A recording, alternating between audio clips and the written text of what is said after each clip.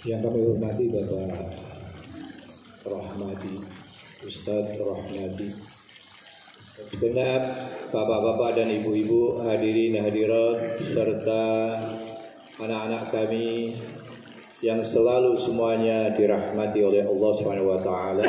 Amin ya rabbal. Assalamualaikum warahmatullahi wabarakatuh. Terbawa oleh suasana dingin-dingin mengantukkan. Sekali lagi, assalamualaikum warahmatullahi wabarakatuh.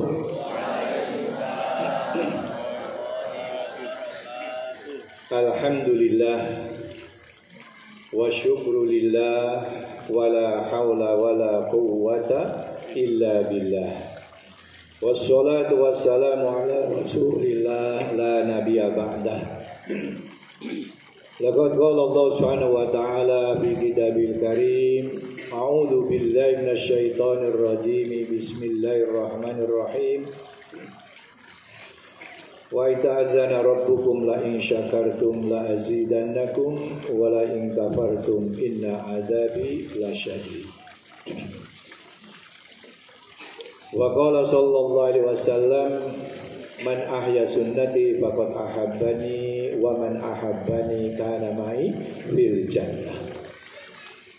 Hadirin hadirat jamaah akad legi yang dimuliakan oleh Allah Subhanahu wa taala, alhamdulillah kami dari Pondok Pesantren Al Khair mengucapkan selamat datang. Terima kasih atas perhatiannya. Semoga semakin hari semakin ramai. Allahumma amin. Ini penting sekali. Ini majelis seperti ini adalah majelis yang dicintai oleh Allah Subhanahu wa taala, yang dicintai oleh baginda Nabi Agung Muhammad sallallahu alaihi wasallam. Dan ini bagian daripada sunnah beliau. Di Masjid Nabawi di Madinah, memang masjid itu gandeng dengan rumah baginda Nabi Agung Muhammad sallallahu alaihi wasallam. Sangat sederhana. Rumah beliau itu, ya makam beliau sekarang ini tidak luas, sehingga dikatakan kalau tidur membujur gitu, kaki dan kepala itu tidak jauh dari tembok. Ini yang dipakai sebagai makam beliau di Madinah, yaitu. Tapi sekarang perkembangannya luar biasa. Dulu ketika tahun 70 kami ke sana itu masih masjid itu kecil. Sekarang sudah hampir satu desa itu sudah jadi masjid semua. Hadirin yang dimuliakan oleh Allah Subhanahu wa taala, jadi Nabi melihat, buka pintunya, lihat jendela, lihat jamaah di masjid. Di sana ada dua majelis, dua lingkaran. Satu lingkaran zikir, di sana jamaah zikir la ilaha illallah, la ilaha illallah. Di sebelahnya ada majelis juga, majelis ta'lim. Rasulullah melihat itu sangat senang. Karena apa? Karena misi beliau adalah ingin menghidupkan masjid. Dan alhamdulillah Ustaz Rahmadi di Jenangan ini sekarang masjid musola 5 waktu itu mayoritas sudah diazani. Ini merupakan suatu langkah yang luar biasa, menyenangkan baginda Nabi Agung Muhammad sallallahu alaihi wasallam. Kita tingkatkan bapak-bapak yang punya musola yang belum diazani dan dihadiri. Kadang masih ada salah persepsi. Dibentuk takmir masjid, dibagi waktu-waktu, imam subuh, imam zuhur, imam asar, imam maghrib, imam isya. Itu termasuk bukan orang biasa, ulama berilmu.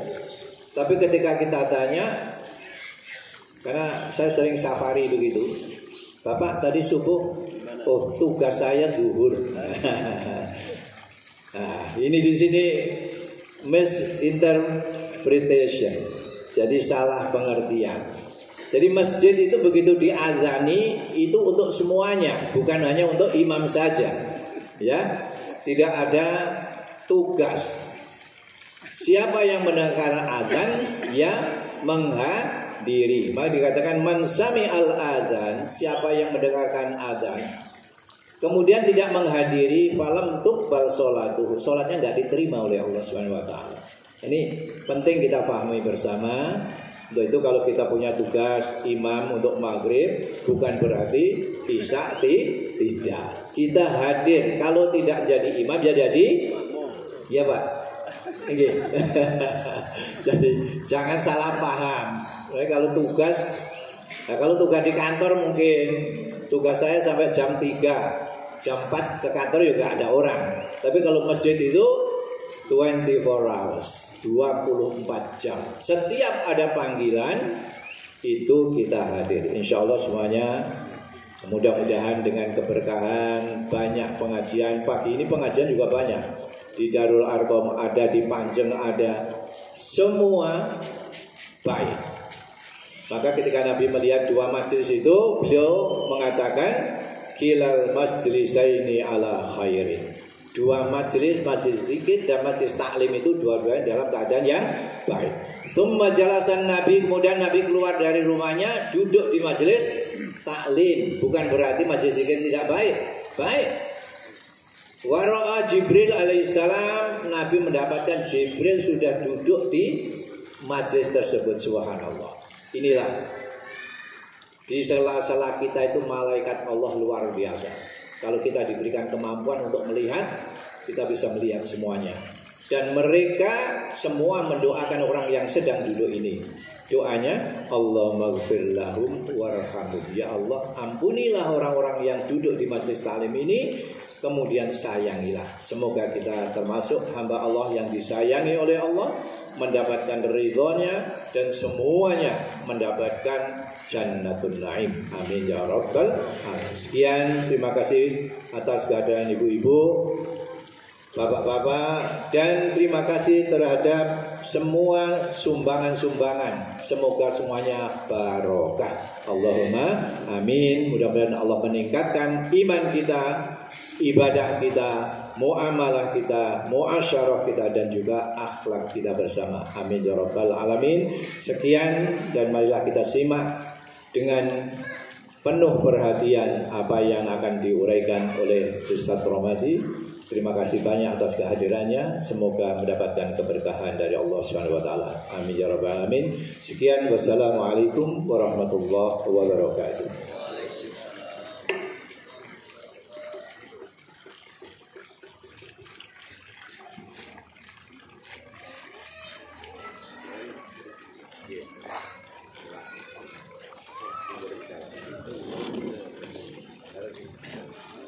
Acara selanjutnya pengajian Ahad lagi dalam memperingati Isra dan Mi'raj Rasulullah SAW yang akan dibawakan oleh Al-Ustadz Rahmadi SHI MPI. Kepada beliau waktu dan tempat kami haturkan.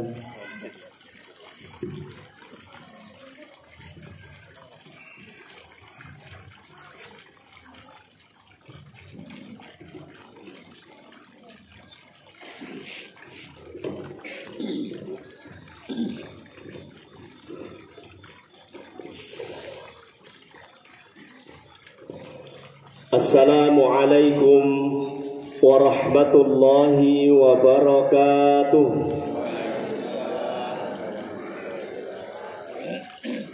Alhamdulillahi rabbil alamin. Assalatu wassalamu ala asyrafil anbiya'i wal mursalin wa ala alihi wa ashabihi wat tabi'ina was salihin wa man tabi'ahu bi ihsanin ila yaumiddin. Ashhadu an la ilaha illallah wahdahu la syarika lah wa ashhadu anna Muhammadan abduhu wa rasuluhu la nabiyya wa la rasula ba'dah. Usi nafsi wa iyyakum bi taqwallahi faqad fazal muttaqun. Kama yaqulullahu ta'ala fil Qur'anil Karim. A'udzu billahi minasyaitonir rajim. Ya ayyuhalladzina amanu taqullaha haqqa tuqatih wa la tamutunna illa wa antum muslimun. Amma ba'du. Hadratal muhtaramin ingkang kula hormati panjenenganipun Al Ustaz Kyai Haji Bambang Darsono LCMA, pimpinan Pondok Pesantren Modern Islam Al Khair, Ustadz-ustadzah yang kami hormati, bapak-bapak, ibu-ibu, para sesepuh, para bini sepuh ingkang dahatu kinurmatan, ugi para jamaah kaum muslimin muslimat rahimani wa rahimakumullah. Alhamdulillahirabbil alamin. Pagi hari ini Allah Subhanahu wa taala memberikan nikmat yang istimewa kepada kita. Yakni di tengah-tengah kesibukan kita masih diberi kesempatan oleh Allah Subhanahu wa taala untuk hadir di majelis ta'lim. Majelis yang oleh Rasulullah sallallahu alaihi wasallam sebut ini sebagai Raudhatun min Riyadil Jannah. Inilah taman dari taman-taman surga. Masya Allah. Bapak-bapak, ibu-ibu, kita hadir hari ini di taman surga. Sudah nyampe tamannya Bapak Ibu ya? Sudah nyampe tamannya surga. Paling tidak latihan kita ini masuk surga. Masuk dulu kita ke majelis taklim. Nah, kalau ini ada taman di depan, nah, terus kemudian masuklah kita ke panggung ini. Nah, taman itu ada di depan. Nah, kalau kita sudah biasa latihan masuk ke tamannya surga, insya Allah nanti kita kalau sudah sampai pada waktunya masuk ke surga, mau apa tidak Bapak Ibu? Sangat mau. Kalau nggak mau ya mboten napa balik mawon nggih. Tapi mau balik kemana kalau sudah di akhirat itu baliknya hanya ke tempat yang sebelahnya nanti nggih, bersebelahan. Mboten tebih. Nah, Bapak Ibu sekalian, ini tempat, ini taman daripada taman-taman surga. Maka sahabat itu bertanya kepada Nabi, di mana kita bisa mendapati taman surga padahal kita masih berada di sini? Maka ala wahiyya mujalasatul zikri. Ingat itu yang dimaksud adalah majelis-majelis zikir. Dan ternyata zikir itu Bapak Ibu, Masya Allah, bukan hanya wirid ya, bukan hanya wirid. Ternyata Allah Subhanahu wa taala juga sudah menyebutkan fadzakir fa inna dzikra tanfa'ul mu'minin. Beri peringatan. Ternyata zikir diantaranya adalah memberi peringatan. Dan memberi peringatan itu ada di mana? Di majelis ta'lim. Alhamdulillah. Ini sebuah nikmat yang luar biasa. Maka kita perlu bersyukur. Di antara waktu-waktu yang kita habiskan di dunia ini, kita habiskan pula sebagiannya adalah di majelis ta'lim. Ibaratnya kita ini sudah menghabiskan sebagian waktunya di taman surga, tinggal masuk, insya Allah lah, nggak jauh-jauh, sudah tiada di taman surga. Para ulama itu kan mengatakan bahwa al-hayatu hiyal waqt gitu. Hidup itu adalah waktu. Maka hidup kita itu adalah waktu yang kita habiskan di dunia ini.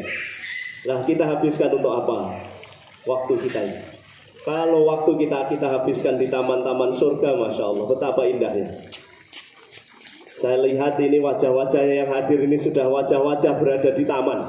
Sudah tenang gitu, sampai lupa punya hutang. Oh, saking tenang-tenang, Masya Allah. Iya, kita kalau udah bermain di taman itu rasanya kan sudah lupa kita dengan masalah-masalah. Mungkin tadi berangkat ke majelis ini masih agak rewel juga mungkin. Di rumah mungkin masih rewel sama tanggungan dapur, gitu, ibu-ibu. Masih rewel sama tanggungan ternaknya, mungkin masih rewel dengan tanggungan anaknya, keluarganya. Tapi begitu sampai di majelis ta'lim, Masya Allah, semua itu kok tiba-tiba hilang gitu. Kok nggak ingat? Ada Bu yang masih hilang, masih ingat ya? Karena saya ingatkan, jadi ingat lagi. Asalnya tadi itu sudah lupa kita, saking nikmatnya berada di majelis ta'lim. Ya, saking nikmatnya berada di majelis taklim. Dan inilah yang menjadi kenikmatan yang Allah Subhanahu wa taala berikan kepada kita. Nikmat itu apa Bapak Ibu? Orang sering memahami nikmat itu kesenangan. Menurut saya kurang kalau pemahaman nikmat adalah kesenangan. Karena ternyata tidak semua kesenangan itu menjadi nikmat. Nikmat seringkali dimaknai sesuatu yang dapat kita rasakan dan itu membuat kita senang. Tapi ternyata para ulama mendefinisikan nikmat itu adalah apa saja yang sesuai dengan syariat. Itulah nikmat. Apa saja yang sesuai dengan agama, itulah nikmat. Makanya nikmat yang tertinggi adalah iman dan Islam. Kenapa? Karena sesenang apapun kita hidup di dunia ini, kok kita ini nggak muslim, kok kita ini nggak mukmin, maka kenikmatan atau kesenangan-kesenangan itu menjadi tidak lagi ada manfaatnya. Sampai di akhirat sana kita akan menangis, kita akan kecewa, kita akan menyesal. Padahal dulu di dunia kita sudah pernah merasakan kesenangan-kesenangan. Tetapi beda lagi dengan orang yang beriman, orang yang berislam. Begitu mereka ini mendapatkan kesenangan, Masya Allah, kesenangannya orang Islam itu masih akan ditambah lagi oleh Allah Subhanahu wa taala di akhirat sana, Bapak Ibu. Coba, kalau kesenangannya orang yang tidak muslim, mungkin maaf, orang non muslim mungkin dia suka berjudi. Bagi dia berjudi itu menyenangkan. Karena kalau menang dia ketagihan, kalau kalah dia penasaran. Itulah orang judi. Kapan berhentinya, Pak? Enggak berhenti. Menang, pengen lagi. Akhirnya kalah. Penasaran, gimana supaya menang? Menang, ketagihan, kalah, penasaran, enggak ada habisnya. Itu kesenangan mungkin bagi sebagian orang, tapi Masya Allah, bagi seorang mukmin ternyata kesenangannya itu membawa kebaikan di dunia, membawa kebaikan di akhirat. Itulah nikmat. Senangnya apa orang mukmin itu? Silaturahim. Silaturahim ini nikmat di dunia, nikmat di akhirat. Artinya senang di dunia, senang di akhirat. Apa saja yang tidak sampai kenikmatan atau kesenangan itu sampai di akhirat, nggak jadi nikmat, Bapak Ibu. Apa saja yang kesenangannya itu tidak sampai ke akhirat, tidak jadi nikmat. Hanya berakhir di kesenangan, hanya berakhir di sesuatu yang mengenakan saja. Makan enak, tapi makan kita pakai sesuai adab Islami apa enggak? Kalau enggak nyampe akhirat nanti. Hanya sampai di batas mengenyangkan perut kita, hanya sampai di batas menyenangkan mulut kita. Lalu kita bisa merasakan, oh ini makanan enak, oh ini makanan enggak enak. Sampai di situ. Tapi kita nggak ngerti bahwa ternyata di balik doa-doa yang kita baca dalam makan itu menjadi bagian tersendiri nanti di akhirat sana. Memang makanannya nggak sampai lah di akhirat sana, sotonya nggak nyampe di akhirat, Bapak Ibu. Wallahu a'lam, apakah nanti di akhirat kita masih akan mencari soto lagi? Tapi nikmatnya karena kita berdoa sebelum makan, kita bersyukur di saat makan, kita berdoa lagi setelah makan, itulah yang kemudian akan kita bawa sampai di akhirat sana membekas menjadi sebuah kenikmatan, kesenangan yang akan dihadirkan oleh Allah Subhanahu wa taala karena kita dulu di dunia beramal soleh. Nah itulah amal soleh kita. Makanya orang Islam ini isinya hidupnya adalah ibadah. Dan sesungguhnya nikmat itu ya ibadah itu. Segala yang tidak sesuai dengan ibadah, segala sesuatu yang tidak sesuai dengan syariat, segala sesuatu yang tidak cocok sama agama, itu tidak menjadi nikmat. Betul-betul itu harus kita pegang itu. Tidak sesuai dengan agama, tidak jadi nikmat. Orang itu melakukan maksiat, senang. Bisa jadi dia senang, tapi ingat setelah itu dia akan bersedih. Kalau hatinya masih hidup. Tapi nek atine wis mati ya setelah melakukan maksiat mungkin tidak ada rasa sedih. Alhamdulillah. Ibu kalau ke sawah Tagalan ini mampir tangannya ini ke lombok milik tetangga. Cipir nang ngene tanggane. Koro nang ngene tanggane. Ketut. Tangane mau mampir nih kok terus ketut. Tegawa ngoten nggih. Nyantol. Hati-hati ibu-ibu, bapak-bapak. Niki mengke dadi selilit teng akhirat ya. Bahaya.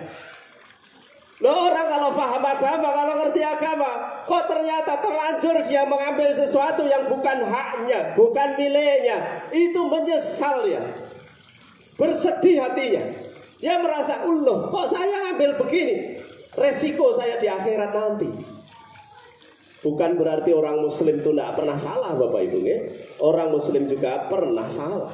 Karena setiap anak Adam ini pasti mengalami suatu kesalahan. Pernah mengalami salah, pasti. Tetapi yang terbaik dari yang punya salah itu adalah yang mau tobat. Kullu bani Adam khata'un. Setiap anak Adam ini pasti mengalami salah. Dan yang terbaik dari orang-orang yang mengalami salah itu apa? At-tawwabun. Orang-orang yang bertaubat. Dan taubat itu sebuah kenikmatan. Karena dilakukan di dunia taubat itu dan berbuah kebaikan di akhirat, itulah yang namanya nikmat. Maka mari kita cari-cari nih. Mumpung hidup kita masih, Allah ngasih waktu kepada kita untuk hidup. Kita cari-cari mana yang sebenarnya nikmat, mana yang bukan nikmat.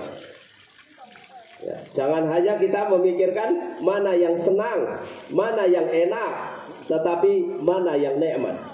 Apa itu yang nikmat? Yang nikmat itu yang sesuai dengan syariat Islam.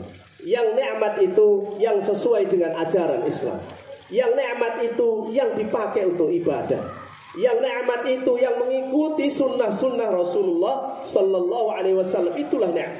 Karena nikmat itu adalah kesenangan yang abadi di dunia dan di akhir. Termasuk hari ini hadirnya kita di majelis ini adalah sebuah nikmat. Kita habiskan usia kita sekian jam di tempat ini untuk sesuatu yang bermanfaat sampai di akhirat. Walaupun hadir di sini mungkin juga rasanya ini cuma mendengarkan saja. Masya Allah, mendengarkan itu berarti kita memanfaatkan telinga kita untuk kenikmatan di akhirat sana. Bayangkan, telinga dikasih oleh Allah, diberi pula kesempatan kita oleh Allah untuk mendapatkan kebaikan melalui telinga kita. Yang ngomong juga begitu. Lisan ini dikasih oleh Allah, dipakai pula lisan kita ini untuk kebaikan kita di akhirat sana. Masya Allah, ini semuanya adalah nikmat karena masih ada kebaikan di akhirat. Terus yang ngantuk gimana Ustaz? Nikmat, Masya Allah, ngantuknya saja nikmat. Karena ngantuknya di majelis ilmu itu lebih baik daripada ngantuk di majelis maksiat, Bapak Ibu. Gimana kita hadir di majelis maksiat, ternyata di situ ngantuk. Dan ternyata al-naumu akhul maut. Yang namanya tidur itu saudaranya mati. Ternyata kok naudzubillah di tempat maksiat ngantuk, ternyata gak bisa dibangunkan. Nah ini naudzubillah, bahaya buat kita. Makanya kita ngantuk-ngantuk pun di majelis taklim itu lebih baik. Jadi ibu-ibu nggak usah canggung ya. Kalau sekarang ngantuk teruskan saja ibu. Insya Allah itu lebih masuk ilmunya nanti daripada yang aktif mendengarkan. Apa yang aktif mendengarkan ini mikir gitu, mikir ternyata lupa tadi apa yang disampaikan. Ternyata yang dipikir bukan ilmu, yang dipikir itu nanti mau apa, aktivitasnya ke mana, liburannya apa hari ini. Ternyata nggak masuk ilmunya. Yang tidur, Masya Allah, Alhamdulillah. Oke, jadi kalau ada kanan kirinya yang ngantuk, mboten usah dipun tangeaken pun kersane. Alhamdulillah, malah didoakan aja mudah-mudahan ilmunya masuk. Karena itu membuat ketenangan itu. Alhamdulillah itu khusus. Nah, Bapak Ibu jamaah rahimakumullah, pangapunten, jadi saya hari ini dikasih tema tentang Isra Mi'raj. yang dialami oleh Rasulullah Sallallahu Alaihi Wasallam kita peringati kembali, kita ingat-ingat kembali, kita ambil pelajarannya, dan mudah-mudahan kita juga diberi kemudahan oleh Allah Subhanahu Wa Taala untuk mengamalkan sunnah-sunnah Rasulullah Sallallahu Alaihi Wasallam. Bapak, ibu-ibu, tentu kita semua sudah paham ya aktivitas Isra Mi'raj.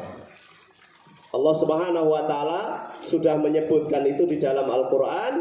A'udzubillahi minasyaitonir rajim. Subhanalladzi asra bi'abdihi lailan minal masjidil harami ilal masjidil aqsa. Ilal masjidil aqsa alladzi barakna haulahu linuriyahu min ayatina. Bapak-bapak, ibu-ibu, Allah Subhanahu wa taala mengawali ayat ini dengan subhan. Maha suci Allah. Maha suci Allah. Mengapa Allah Subhanahu wa taala mengawalinya dengan maha suci Allah? Karena manusia itu sebagiannya masih sering menyamakan Allah Subhanahu wa taala dengan makhluknya. Allah Subhanahu wa taala itu disama-samakan dengan makhluknya. Sehingga ada yang berkeyakinan bahwa manusia ini bisa melakukan apa saja, segalanya. Bahkan kalau tidak dibatasi, bisa jadi orang akan berpendapat Isra dan Mi'rajnya Rasulullah itu atas usahanya beliau sendiri. Karena itu Allah Subhanahu wa taala membatasi dari depan, maha suci Allah. Tidak, semua yang terjadi pada Isra Mi'raj itu adalah semua atas kuasanya Allah Subhanahu wa taala. Tidak ada satu makhluk pun yang dapat menyamai Allah Subhanahu wa taala, termasuk di dalam usaha yang dilakukan, sekalipun itu adalah usaha kebaikan. Maka kita ini betul-betul sangat bergantung kepada Allah Subhanahu wa ta'ala. Kalau kita ini tidak ditolong oleh Allah, gak bisa kita ini. Kalau kita tidak dibantu oleh Allah, gak bisa ini. Makanya kalau kita beramal soleh, Bapak Ibu sekalian, jangan sampai terdetik dalam hati kita bahwa inilah saya, inilah yang saya, ini usaha saya, ini perbuatan saya, ini yang saya lakukan, saya telah berjasa begini, saya telah berjasa begitu. Masya Allah, jangan sampai itu sampai masuk ke dalam hati kita. Karena apa? Tidak ada yang dapat kita lakukan ini kecuali semua yaitu atas pertolongan Allah Subhanahu wa ta'ala. Karena Allah Subhanahu wa ta'ala itu, kata Rasulullah sallallahu alaihi wasallam, jika kita atau manusia itu dikehendaki oleh Allah Subhanahu wa ta'ala jadi orang baik atau dikehendaki kebaikan oleh Allah Subhanahu wa ta'ala, maka ista'malahu, Allah Subhanahu wa ta'ala akan memakainya. Coba bayangkan bagaimana kita dipakai oleh Allah. Ada orang yang gak dipakai oleh Allah, Bapak Ibu. Dengar azan, Allahu Akbar, Allahu Akbar. Telinganya ini gak dipakai oleh Allah. Dengar dia. Tapi seperti gak dipakai sudah. Seperti gak berguna itu telinga mendengar azan. Apalagi malam-malam kayak tadi. Ini bukan tugas saya. Ini jadwalnya bukan saya. Nanti jangan-jangan digilir itu ke masjidnya. Ini satu RT karena jumlahnya 50 kakak, jadi per sholat 10. Nah, ini digilir gitu. Alhamdulillah. Tidak begitu Bapak Ibu sekalian. Telinga kita pun bisa mendengar, dan kemudian hati kita pun kemudian tergerak untuk kemudian berangkat melakukan ibadah. Allah itu yang memakaikan kita, yang memakai kita untuk amal soleh. Maka tidak ada kesombongan kita dalam amal-amal soleh kita. Na'udzubillah, amal plus sombong ini hancur, sudah tidak ada lagi nilainya. Walaupun kita melakukan kebaikan yang nampak sekalipun, nampak diakui oleh orang sekalipun, jangan sampai itu masuk dalam hati kita perasaan bahwa kitalah yang melakukannya itu. Karena tak ada satupun orang nanti yang masuk surga karena amalnya. Tidak ada satupun orang yang akan masuk surga karena amalnya, Bapak Ibu. Lalu Rasulullah SAW menjawab, kalau begitu karena apa orang bisa masuk surga? Karena rahmatnya Allah, rahmatnya Allah, kasih sayangnya Allah, karunia-Nya Allah, kasih sayangnya Allah. Kalau nggak dikasih oleh Allah, nggak disayangi oleh Allah, nggak masuk surga kita itu. Sehebat apapun di dunia nampak baiknya kita, nampak baik, tapi Allah yang Maha tahu apakah kita baik. Allah yang tahu kita ini sesungguhnya kita ini dipakai oleh Allah. Allah yang mengerti itu, Allah yang memahami itu, dan kita dipakai. Bersyukur saja kita ini kalau bisa ibadah, melakukan amal apapun. Bersyukur apa? Alhamdulillah kok Allah masih pakai saya. Dan saya di hadapan Allah itu apanya? Gak ada apa-apanya. Saya di hadapan Allah itu gak ada apa-apanya. Gak ada nilainya lah kita ini di hadapan Allah. Kita ini hamba yang dhaif, yang lemah sekali di hadapan Allah. Kok Allah itu memakai kita, dan setelah kita ini dipakai, kita disayang oleh Allah. Ya, coba yang punya, yang memberi kita hidup Allah, yang memberi kita fisik ini Allah. Lalu kemudian Allah pula yang memakainya, Allah pula yang membuat kita ini bisa beramal soleh, Allah pula yang menyiapkan surga, Allah pula yang menyiapkan kebaikan-baikan untuk kita. Betapa kita ini nggak punya apa-apa di hadapan Allah. Lalu apa yang akan kita sombongkan di hadapan Allah? Tidak ada. Jangankan di hadapan Allah, di hadapan manusia aja kita tidak boleh sombong, walau kita sudah beramal. Karena hakikatnya kita beramal itu dipakai oleh Allah untuk kita sendiri supaya nanti masuk surga. Maka kembali ke ayat ini, subhanalladzi.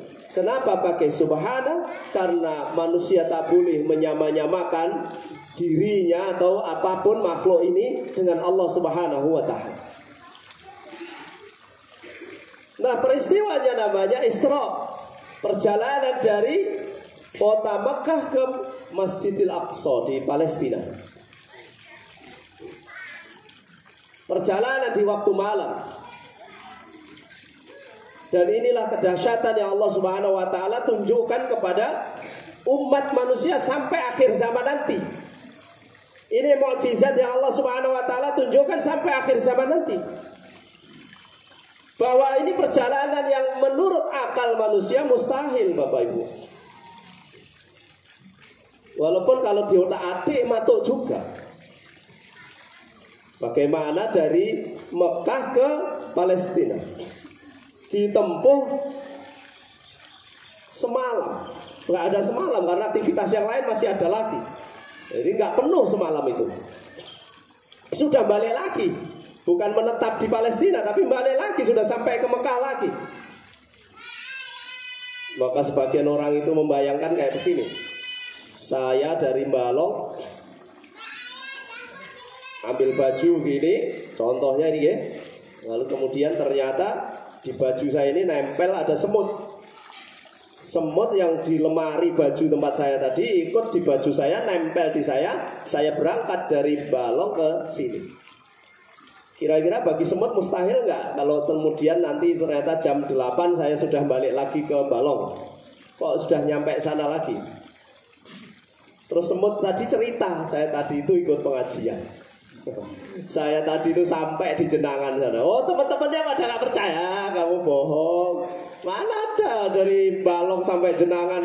Kamu jalan pakai apa sampai sana? Kamu jalan kaki dari sana? Enggak, saya tadi sudah sampai sana. Gimana ceritanya? Ceritanya saya tadi itu nempel di baju. Bajunya dipakai. Terus naik motor.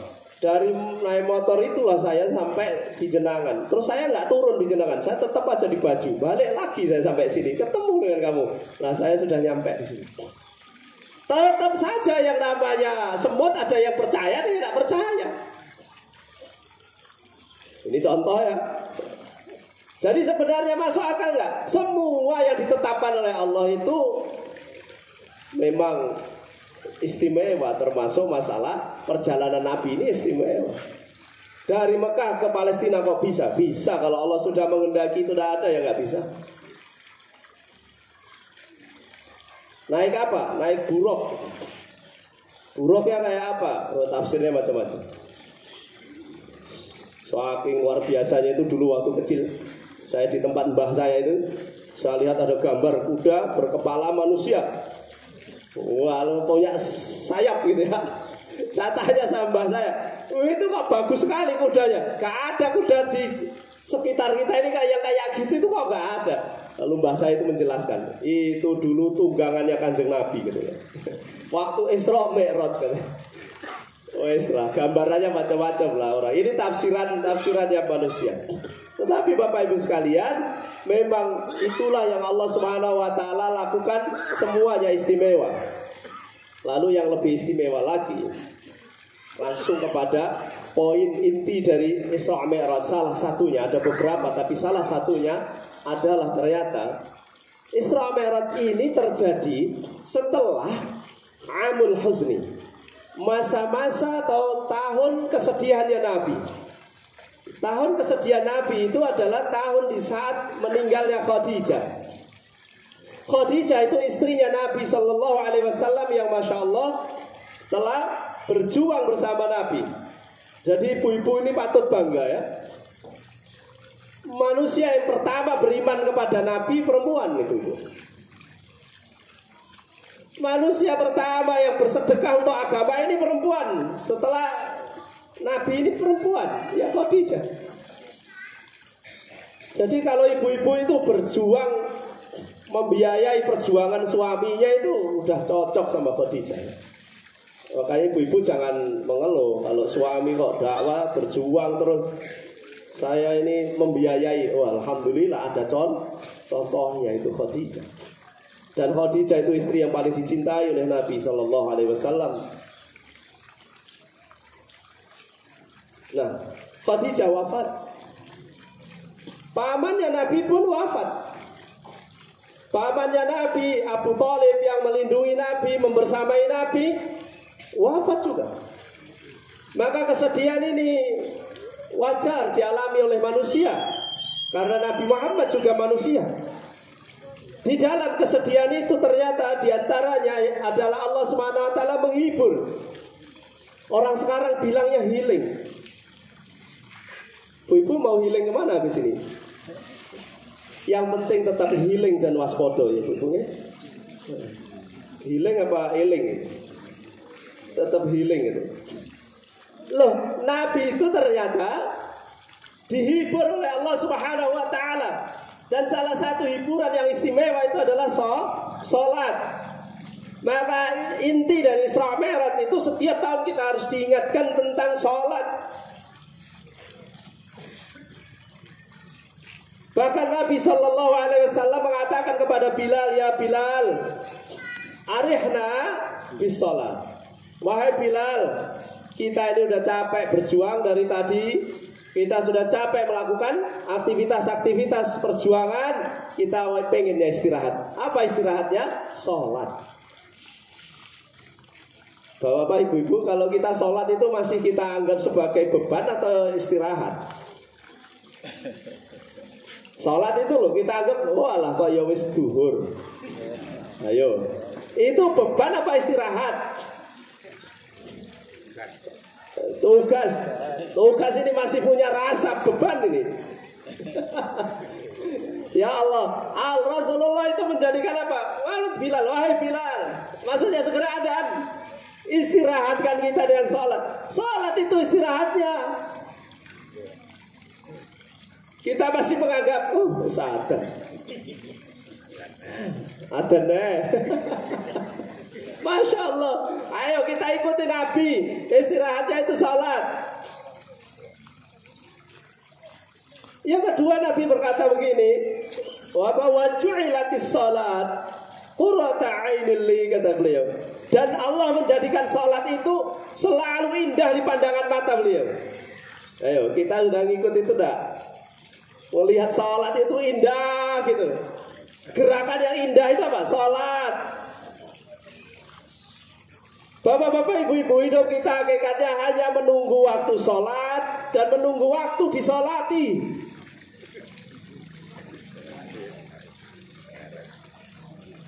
Hanya itu, selagi hidup kita sholat, selagi kita nanti wafat kita disolati. Hidup kita hanya itu. Jadi sehari 24 jam itu sesungguhnya kita ini menunggu datangnya waktu sholat. Saat kita habis isya, kita menunggu waktu subuh. Tapi seringnya kita begitu waktu isya selesai, yang kita tunggu hanya sampai waktu tidur. Terus pada tidur itu tidak pernah kita pikir. Ya kalau pas nanti ya subuh, kalau nggak pas ya pada subuh. Iya gitu.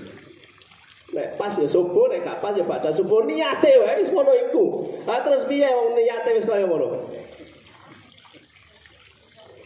Bu, kalau sudah subuh, pikiran kita itu nunggu waktu zuhur. Masya Allah, dasar sholat itu. Dan memang itulah yang sesungguhnya. Saya mengelola pesantren kecil gitu. Sedikit santrinya 50. Itu Masya Allah, sulitnya luar biasa santri itu awal-awal. Ini kenapa ini kok masalah terus gak selesai-selesai. Perasaan saya jadi ustaz kok tambah gak kepenak gitu rasanya. Bukan gak kepenak karena kita harus ngurusi. Ya memang kita tugasnya harus ngurusi. Tapi masalahnya ini kok ruwet aja gak selesai-selesai. Akhirnya saya rasakan, oh memang ada yang keliru ini. Apa yang keliru? Sholat ini baru dipelajari, belum ditegakkan ini sholat. Maka kita rubah Pak semua. Semua pelajaran, semua aktivitas, semua kegiatan berhenti dulu. Seminggu ini gak ada pelajaran. Pokoknya kalian makan sama sholat aja di pondok ini. Udah itu toh. Bingung santri. Pokoknya mulai ustaz pokoknya penak nawa. Wes libur-libur gak apa-apa. Yang penting selama seminggu ini saya mau sholat sama anak-anak ini. Pokoknya tak tunggu sholat. Saya mau nunggu jangan ada yang terlambat ya. Pokok saya sudah takbiratul ihram. Belakang sana udah gak boleh ada yang terlambat. Ustaz gak ada yang terlambat. Santri gak boleh ada yang terlambat. Sebenarnya saya dulu yang diingatkan sama bapak saya itu loh, anak-anak itu sholat sik sak-sak, komat bareng sik melaku. Cuma dulu ya saya sih belum mikir kalau itu tuh dampaknya luar biasa kepada kehidupan pesantren. Alhamdulillah loh, bapak itu sudah dari muda pokoknya yes, di masjid sudah ada dia sudah di masjid. Maka alhamdulillah aktivitasnya itu tertib disiplin gitu lah. Anak-anaknya ini kadang-kadang itu masih teledor. Bapaknya itu sudah serius. Alhamdulillah umur bapak itu 82 sekarang itu masih tegas seger gitu mas. Saya lihat memang ini sholat yang dipikir oleh bapak ini sholat. Nah setelah itu bapak ibu, ini kalau mau keteraturan hidup dimulai dari sini ternyata betul. Ustadz sama semuanya berhenti dulu, gak ada pelajaran, gak usah ngajar. Jadi anak-anak ngapain? Boleh ngapain aja. Yang penting saat sholat gak ada yang terlambat. Kamu boleh ngapain aja, mau main bola, mau ke sawah, mau ngapain, mau silahkan seminggu ini pokoknya si hari libur lah kalian. Nikmati saja hari ini. Tapi ingat waktu sholat harus sudah di masjid. Kok terlambat takbiratul ihram saya, berarti kamu melanggar seminggu ini. Selesai Pak. Alhamdulillah. Setelah itu baru diisi. Ngatur kurikulum itu. Ini ruwet tuh awalnya kemarin. Ini jadwal ini. Jadwal apapun itu setelah jadwal sholat. Nggak boleh jadwal apapun mengalahkan jadwal sholat. Nggak boleh. Jadi kalau sholat mau disiapkan 15 menit sebelum adzan, ya berarti seluruh aktivitas harus berhenti 15 menit sebelum adzan. Gak ada yang mepet-mepet adzan baru berhenti. Gak ada. Kalau memang sholat didahulukan, semua harus berhenti sebelum adzan. Ya ternyata bisa itu jadwal-jadwal diatur sebelum adzan ya bisa. Baru mulai lagi ya setelah sholat, terserah. Ba'da sholat langsung taklim ya terserah. Yang penting sholatnya dulu. Ya bagusnya ya wirid dulu, baru kemudian sholat sunat dulu, baru setelah itu agak rehat, terus baru taklim lah gitu. Tapi kalau guru-guru yang kurang waktu betul, ya udah silahkan, yang penting sudah selesai sholat langsung. Ternyata cukup itu waktunya. Ternyata ya nikmat itu dirasakan. Dan memang hidup dimulai dari situ. Saya kenal seorang yang Masya Allah jatuh, usahanya itu dalam sekali, hutangnya itu sampai nampaknya itu tenggelam orang itu, saking dalam ya. Alhamdulillah orang ini Masya Allah dulunya pernah sekolah di MTS, setelah itu sudah gak pernah lagi mengenal agama ya, sampai usianya sudah 43 tahun. 43 tahun pulang kampung ini karena sudah bangkrut. Kata dia, pulang kampung ini ya karena mengamankan diri, kalau enggak saya dikejar-kejar orang. Terus dikasih nasihat, datang ke Pak Kiai, minta awalnya kok datang ke Pak Kiai itu minta apa istilahnya itu gembolan, suwok itu mau. Alhamdulillah sama Pak Kiai itu ditanya, kamu tadi kesini sudah sholat apa belum? Bingung dia jawab. Saya belum sholat Pak. Ya udah sana sholat dulu. Terus dia itu ngomong, ini sholat yang mana? Kok sholat yang mana Bu? Saya sudah lama sekali nggak sholat. Waduh. Udah sama Pak Kiai bilang ya sudah, sholat yang terdekat dari waktu ini sudah kamu sholat terus balik lagi ke sini. Akhirnya dikarantina sama Pak Kiai itu. Kalau kamu pengen selamat, tinggal dulu di sini 1 bulan. Tidak ada aktivitas kecuali kamu boleh makan di sini, kamu boleh bekerja apa saja di sini. Kalau mau lakukan, tapi satu kamu jaga sholatnya. Kau usah mikir utang dulu. Kau pikir gak? Kau pikir memang rano solusinya. Lah orang pelarian mau solusi gimana Pak? Masya Allah orang ini kemudian cerita ke saya, Mas, setelah 1 bulan di sini, saya mengikuti sholat di sini, rasanya kok hidup saya rasa tenang dan ternyata sekarang saya punya ide untuk menyelesaikan utang saya itu. Saya punya cara, Masya Allah, cukup 2 tahun Pak, itu miliaran selesai. Dan sejak itu dia bilang apa? Saya gak mau ketinggalan sholat. Biar usaha saya, biar bisnis saya, biar apapun, saya gak mau ketinggalan sholat. Ini yang dia pegang sampai kemudian bisnisnya kembali. Di umur 49, dari 43 tadi, di umur 49 dipanggil oleh Allah Subhanahu wa taala dalam keadaan yang terbaik. Saya itu sampai ngiri, Allah mati seperti ini istimewa ini. Gak ada keluarga yang nangis Pak. Maksudnya gak ada yang nangis itu bukan gak cinta ya, karena bangga melihat bagaimana dulunya beliau begitu sampai kemudian tobatnya menyelesaikan. Bahkan Masya Allah, dia itu ingat rumah yang pernah beliau bangun itu, dulu itu ada pernah beli cat, belum terbayar. Sudah bangunnya itu kira-kira sudah 20-an tahun yang lalu, belum terbayar. Terus kemudian dia nyari tukangnya. Ini dulu cat rumah saya itu keinget saya masih ada yang belum terbayar. Di mana itu? Dicari sama beliau. Tukangnya dicari sudah meninggal. Tukangnya yang bangun rumah itu dulu, tapi ada konco tukangnya itu yang masih cari lagi, masih ketemu. Tanya, ini dulu Pak tukang itu dulu belanjanya ini di mana? Rumah saya itu masih ada ketitipan cat.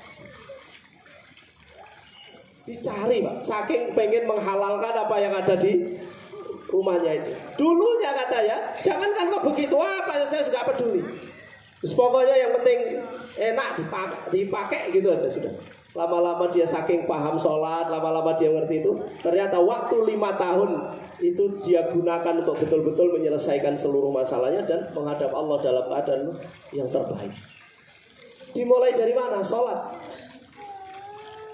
Siapapun kita yang memiliki masalah, selesainya ternyata dimulai dari sholat. Berarti ada masalah kita dengan sholat. Karena para ulama sudah mengatakan, jika seseorang berat melakukan sholat, pasti ada maksiat yang membekas di dirinya.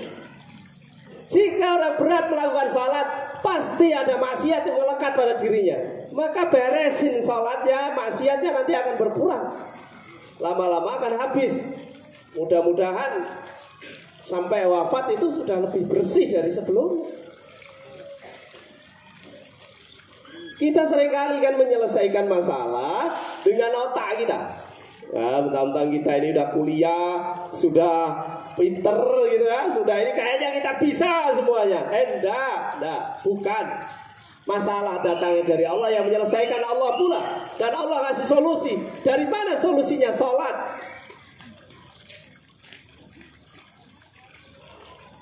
Saya itu masih sering heran. Ada orang yang angkat gabah itu 40 kilo dengan kuat sekali. Angkat. Jalannya masih enak, di pematang yang jemek-jemek itu ya kuat. Gak khawatir nek. Ceblok nggih. Nah, tapi ngangkat tangan begini tuh, Allahu Akbar. Kuat. Gimana? Kok gak masuk akal gitu? Lo ngangkat tangan Allahu Akbar kok gak bisa? Padahal ngangkat apa saja bisa. Wah, ini nek rasan-rasan itu lancar itu. Tapi membaca Rabbi firli warhamni itu gak kuat. Gimana ini?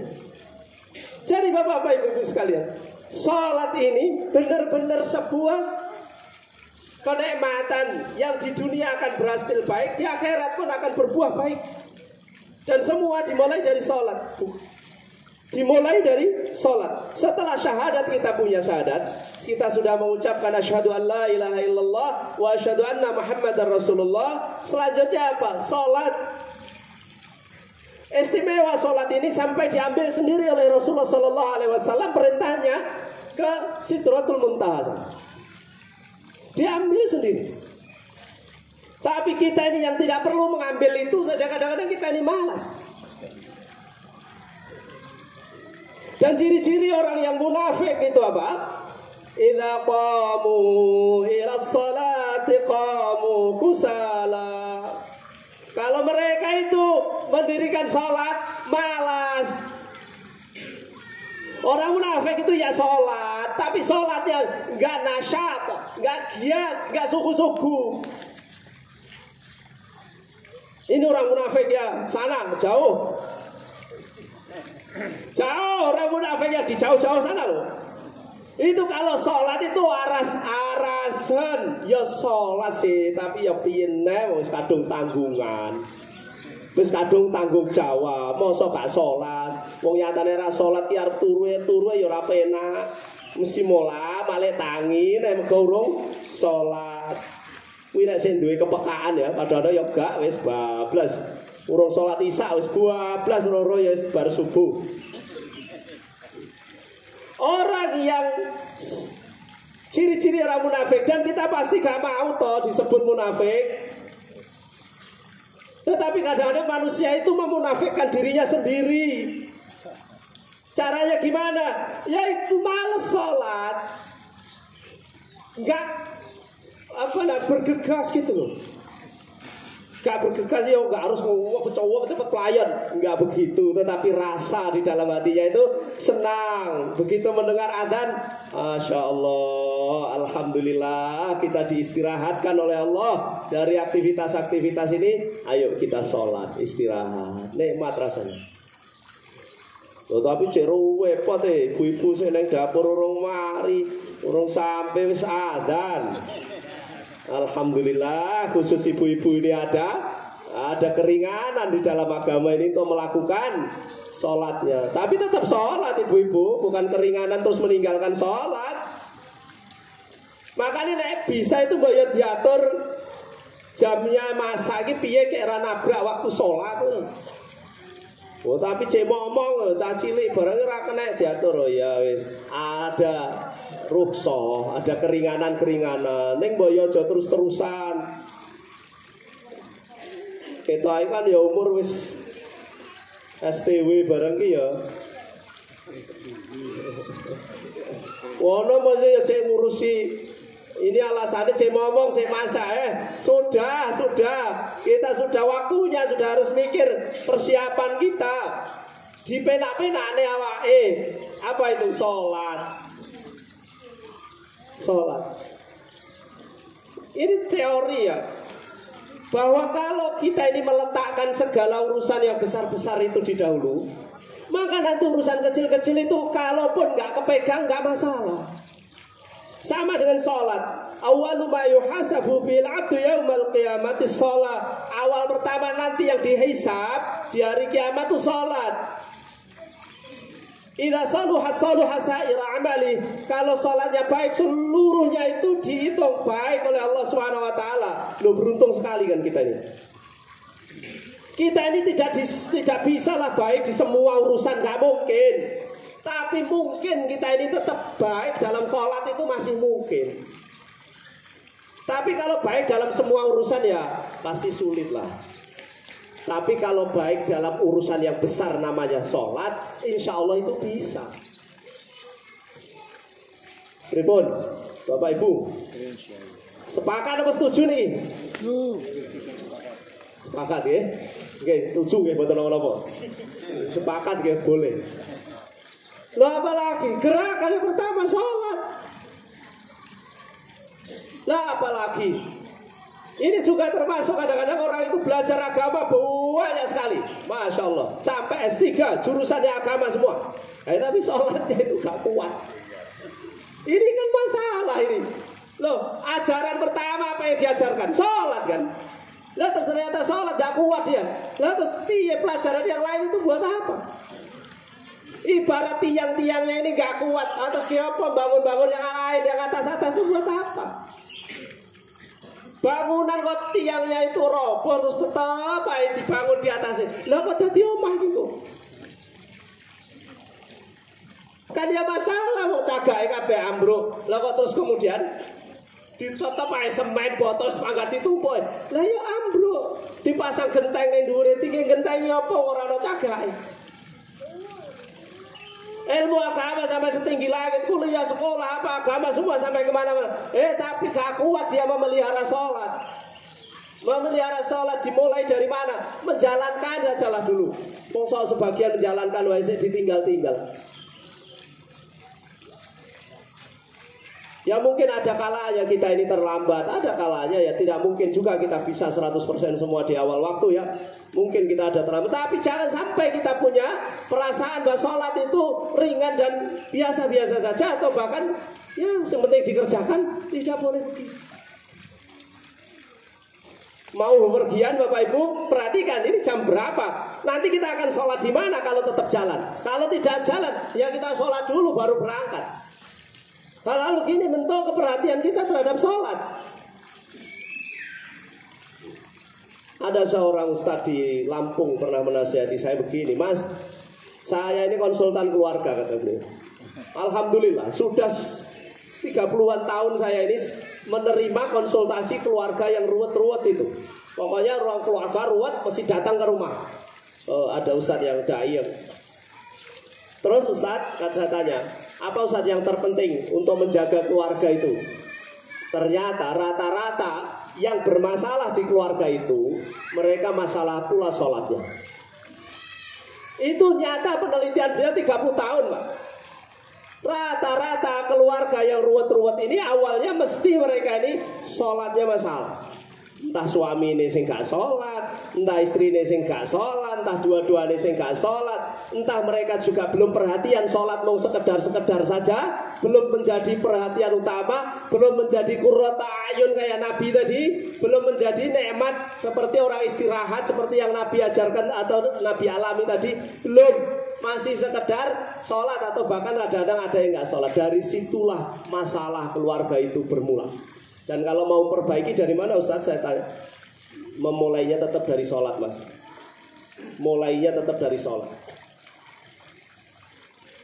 Orang tua kadang-kadang ngajarkan ngaji ke anak-anak itu kan luar biasa. Baca Quran, TPA, TPQ, Madin apa luar biasa. Tapi sayang orang tua itu juga tidak banyak yang serius mendidik anaknya untuk sholat. Budal ngaji diantar. Tapi di rumah anaknya gak sholat biasa saja. Ini kan gak seimbang. Saya khawatir orang-orang yang begini ini ngantar anaknya ngaji ini riya. Kenapa riya? Hanya sekedar kepengen anaknya bisa ngaji, aja sampai anaknya gak iso ngaji, gak podo karo koncone. Ini kan bahaya. Sedangkan sholat itu pribadi. Bahkan mungkin sebagian sholatnya itu tidak diketahui orang lain. Ini kan kadang orang tua gak serius memperhatikan ini. Nah, Bapak Ibu-Ibu sekalian, sholat ini menjadi sesuatu yang mesti kita perhatikan untuk memperbaiki kehidupan kita, dunia dan akhirat, dan kita mesti menikmati sholat itu. Mesti menikmati sholat itu. Nah, syukur-syukur masjid-masjid di lingkungan kita itu hidup. Kalau enggak kan juga sulit kita untuk menegakkan sholat itu. Paling aman kalau kita mau sholat, berangkatlah kita ke masjid. Mesti kok kebagian sholat. Oke? Berangkatlah kita ke masjid. Terus gak usah mikir gini, ya penak sing omahe cedek masjid. Enggak, bahkan ada sahabat Nabi itu yang kepengin lebih jauh lagi rumahnya dari masjid. Kenapa? Karena setiap langkah ke masjid itu satu langkah mendapat ampunan, satu langkah mendapatkan derajat yang tinggi, satu ampunan, satu pahala, satu ampunan, satu derajat, satu ampunan, satu derajat lagi. Lebih banyak. Ya nek kebetulan rumah kita dekat masjid ya alhamdulillah. Ya golek pahala liyane sing rada akeh. Tapi kalau jauh gak usah mengeluh. Terus juga gak usah punya alasan gini lah ya omahku kan adoh.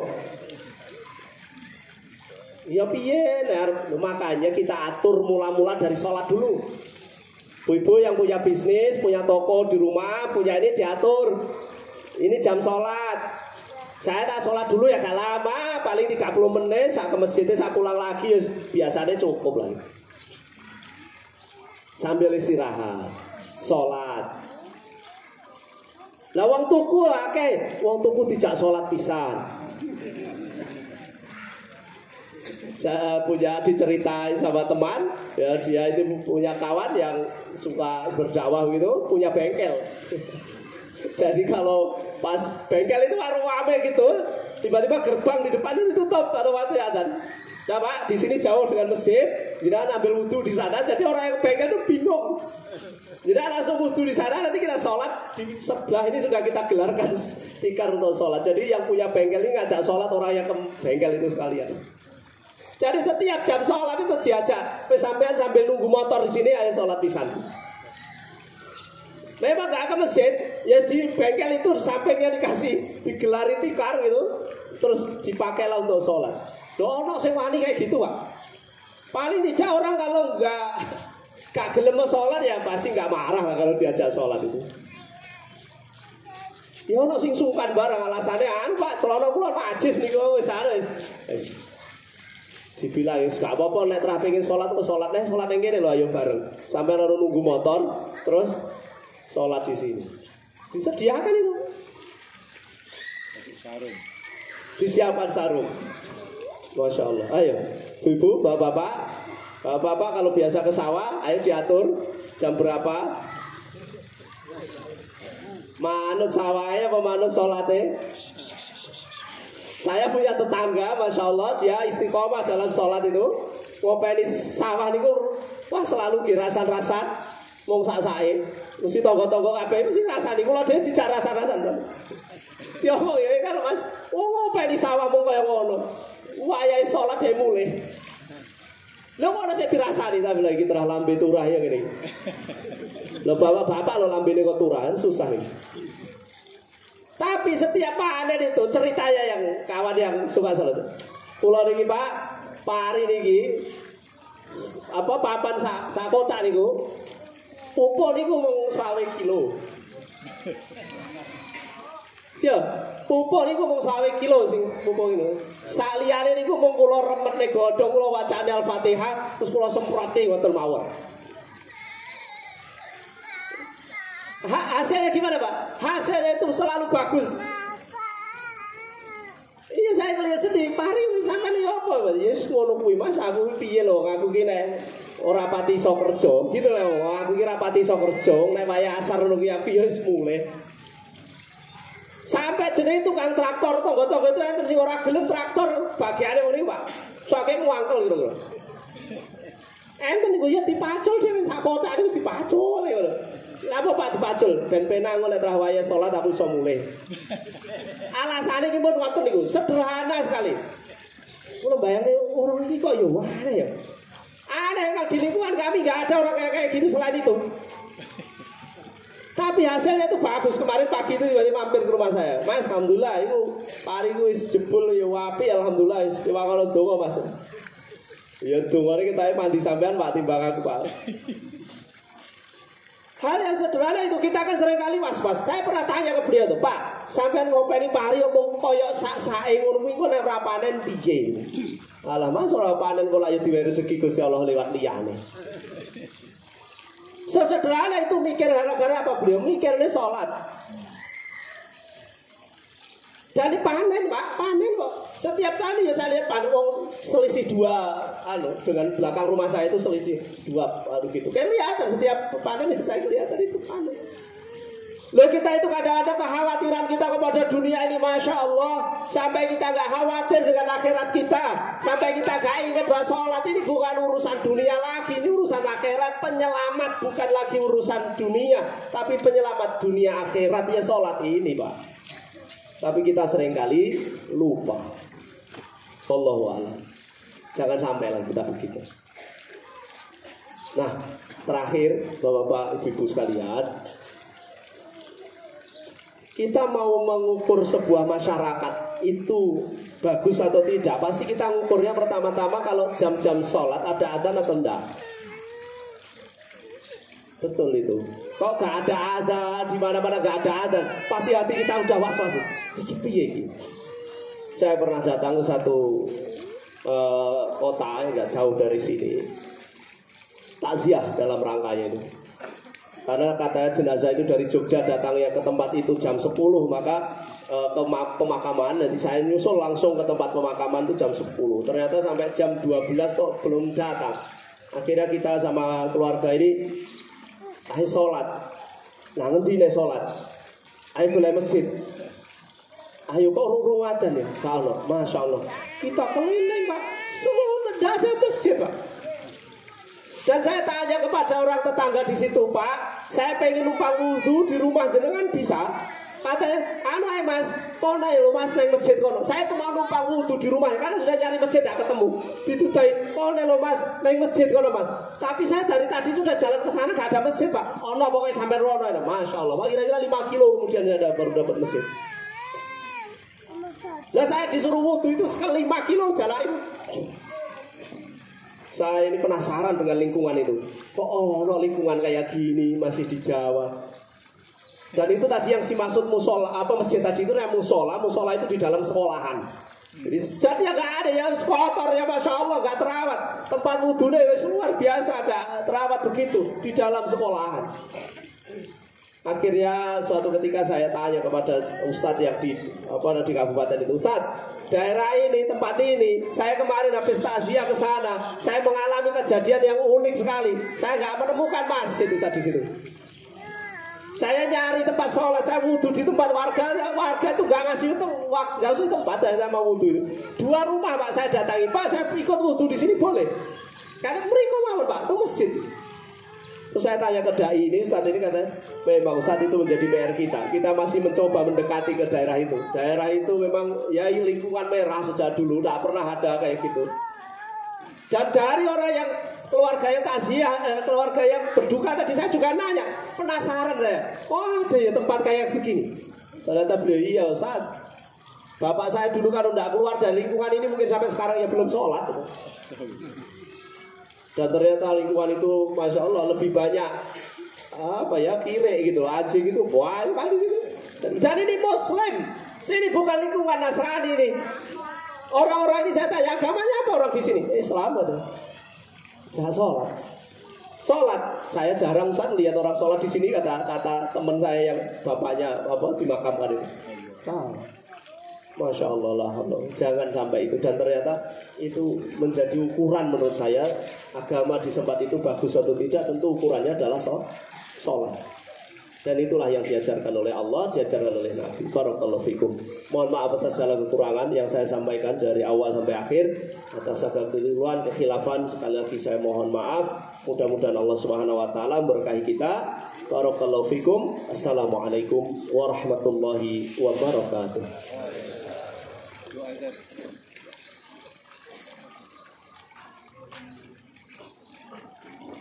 Bapak Ibu sekalian, mari kita berdoa pada Allah Subhanahu wa taala. Kita awali dengan Al-Fatihah. A'udzubillahi minasyaitonir rajim. Bismillahirrahmanirrahim. Alhamdulillahirabbil alamin arrahmanir rahim maliki yaumiddin. Iyyaka na'budu wa iyyaka nasta'in. Ihdinas siratal mustaqim. Siratal ladzina an'amta 'alaihim ghairil maghdubi 'alaihim waladdallin. اللهم صل وسلم وبارك على نبينا محمد وآله وصحبه والتابعين أجمعين وارحمنا معهم برحمتك يا أرحم الراحمين والحمد لله رب العالمين. اللهم اغفر لنا ولوالدينا وارحمهما كما ربيانا صغارا. اللهم اغفر للمؤمنين والمؤمنات والمسلمين والمسلمات الأحياء منهم والأموات إنك سميع قريب مجيب الدعوات. اللهم اجعلنا مقيم الصلاة ومن ذريتنا ربنا وتقبل دعاء. اللهم آت أنفسنا تقواها وزكيها فأنت خير من زكاها أنت وليها ومولاها. ربنا لا تدع لنا في مقامنا هذا ذنبا إلا غفرته ولا هما إلا فرجته ولا معصرا إلا يسرته ولا دينا إلا قضيته ولا عيبا إلا سترته ولا حاجة من حوائج الدنيا والآخرة إلا قضيتها يا فتاح يا عليم يا تواب يا رحيم يا ذا الجلال والإكرام. ربنا آتنا من لدنك رحمة وهيئ لنا من أمرنا رشدا. ربنا يسر لنا أمورنا وأجرنا من خزي الدنيا وعذاب الآخرة. ربنا آتنا في الدنيا حسنة وفي الآخرة حسنة وقنا عذاب النار والحمد لله رب العالمين. بارك الله فيكم.